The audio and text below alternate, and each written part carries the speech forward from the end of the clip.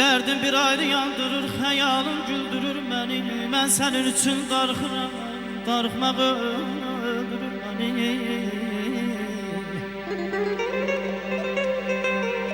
Bakma ömrüm bahardır, aman, aman, ey. Bakma ömrüm bahardır,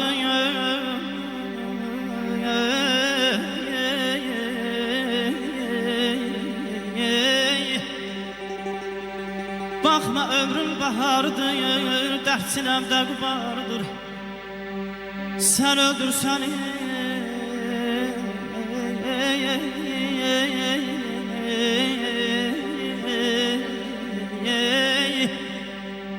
sen öldürsen dert yarıdır. Darıxmaq öldürür beni.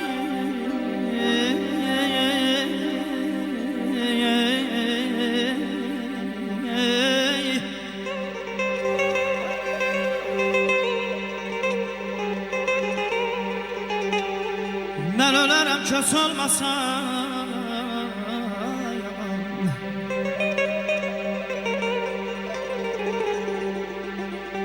ben ölərəm kös olmasam, hayallarım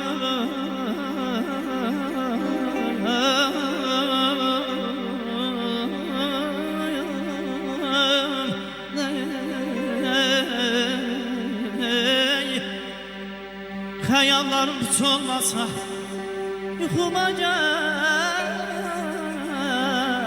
hiç olmasa darıxmaq öldürür beni.